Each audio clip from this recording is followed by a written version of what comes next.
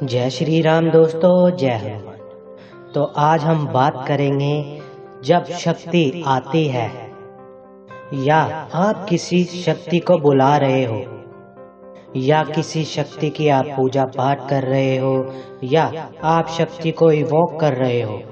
शक्ति हमेशा परीक्षा लेती ही है। अगर आप ऐसा सोच रहे हो कि शक्ति परीक्षा ले या ना ले और हमारा समय अच्छा से कट जाए, अच्छे से हो जाए, तो ऐसा कुछ नहीं होता है। शक्ति आती है सबसे पहले आपके घर में, आपके आसपास। वो सबसे पहले आपको देखती है और आपके घर में सब सदस्यों को नोटिस करती है कि वह आपके प्रति कैसे व्यवहार करते हैं और आपके कर्म कितने अच्छे रहे हैं, पहले से ही कितने खराब रहे हैं, आपकी जबान कैसी है, आपको बात करने का कैसा लिहाजा है, आपका खान पान का स्वभाव कैसा है और आप सबको किस नज़र से देखते हैं। ये सारी चीज़ें शक्तियाँ देखती हैं। ऐसा कोई शॉर्टकट नहीं है या ऐसा कोई शॉर्ट फार्मूला है। आप कितने भी बड़े इंसान के पास चले जाओ या दरबार में चले जाओ, अगर आप कोई भी मंत्रों का जाप कर रहे हैं या शक्ति आपके ऊपर आने वाली है या आप पर कुल देवी की कृपा है, 100% लिख लो कि शक्ति आएगी ही और पहले तो आपकी परीक्षा जरूर लेगी। परीक्षा लेते समय आप लोग क्या गलती करते हो? पूजा तो करते हो, सब कुछ करते हो, पर बहुत लोग अपना मेंटेन करके भी चलते हैं। फिर वो क्या करते हैं, सडनली उल्टी सीधी बातें करने लग जाते हैं अपनी जबान से। भगवान जी को कुछ बोल देना, शक्तियों को उल्टी पुल्टी बातें कर देना। तो ये गलती ना हो, क्योंकि अगर आप ऐसा करोगे तो शक्ति रुष्ट होके वापस चली जाएंगी और आपको अनुभव कम होने लग जाएंगे और सारे अनुभव बंद हो जाएंगे। फिर उसके बाद आप भटकोगे यहाँ वहाँ, कई दरबारों में आप भटकोगे, इस भगत के पास उस भगत के पास। परीक्षा लेते समय क्या संकेत आपको मिलेंगे वह मैं थोड़ा आपको हाईलाइट कर देता हूँ, ताकि किसी के साथ ऐसा हो रहा है या चल रहा है तो थोड़ा सा आपको शांत होकर कोने में बैठ जाना चाहिए और आपको पूजा पाठ को कंटिन्यू ही रखना है। कुछ साल लगेंगे, साल 2 साल, ऑटोमेटिकली ट्रैक पे आ जाएगी धीरे धीरे। अगर शक्ति सबसे पहले आएगी तो आपको पहले वो तरंग महसूस कराएगी, आपकी बॉडी में ऊर्जा महसूस होएगी, वाइब्रेशन होगा आपकी बॉडी के अंदर और आपको झटके भी बड़े बड़े लग सकते हैं। सोते समय भी झटका लगता है, खाते समय भी आपको वाइब्रेशन होगी। जिस हाथ से आप खाना खा रहे हो उसी हाथ में वाइब्रेशन स्टार्ट होने लग जाएंगी।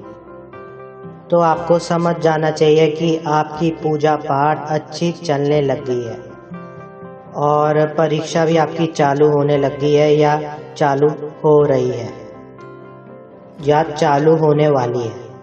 अब जब परीक्षा शुरू होने वाली होती है तो पहले जो उसकी बॉडी में चेंजेस आते हैं वो ये आते हैं, वो सबसे डी अटैच हो जाता है। डी अटैच मतलब वो सब जो उसकी फैमिली मेम्बर्स हैं, उसके फ्रेंड्स हैं, वो उन सब से दूर होने लग जाता है। उसकी लाइफ में कोई टेंशन नहीं होती है, कोई टेंशन नहीं चलती है, सब कुछ बढ़िया चल रहा है, जॉब अच्छा चल रहा है।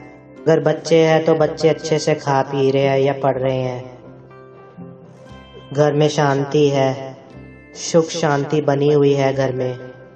सबसे बड़ा चेंजेस ये आता है कि कल तक इन लोगों के साथ मैं गप्पे मार रहा था, इधर उधर की बातें कर रहा था, उंगलियां कर रहा था, फलाना ढमकाना जो भी कर रहा था, अचानक से उसको शौक छोड़ने का दिल करने लग गया।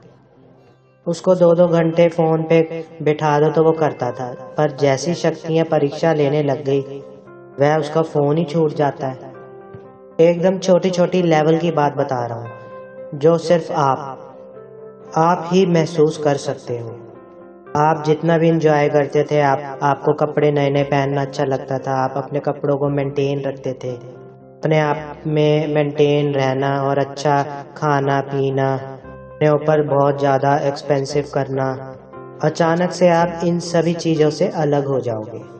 अगर भीड़ में भी वो चल रहा है तो वो अपने आप को अकेला ही महसूस करेगा और अंदर ही अंदर उसको चिड़चिड़ाहट ही लगेगी।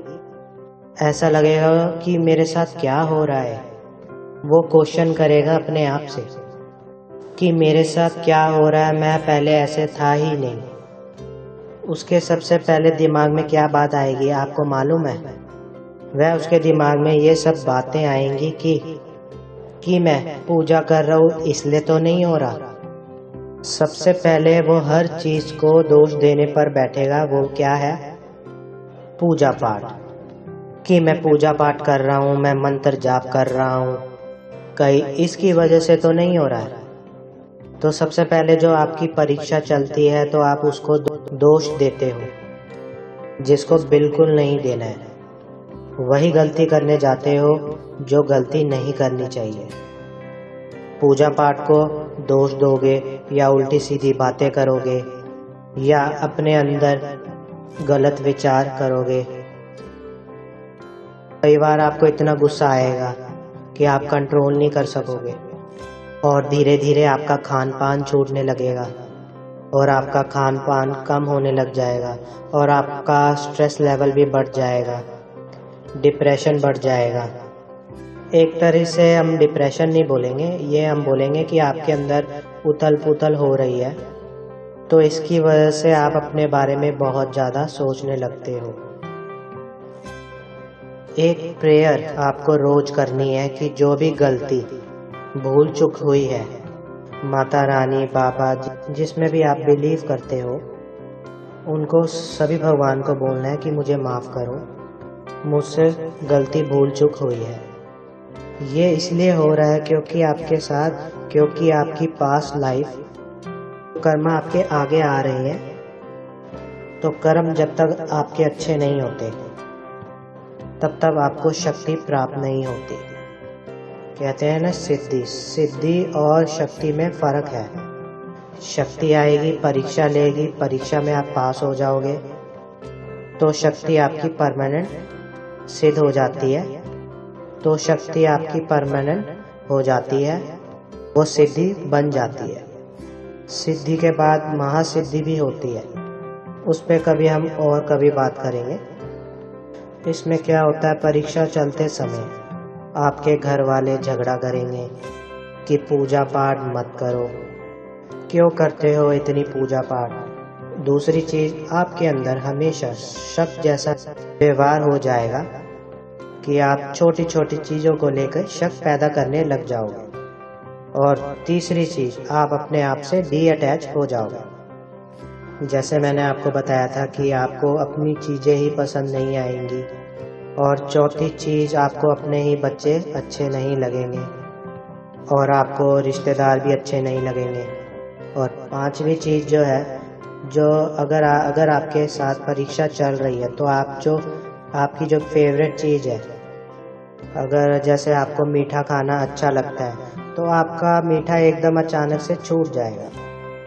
आपको पिज़्ज़ा खाना अच्छा लगता है, बर्गर खाना अच्छा लगता है, वो सब छूट जाएगा।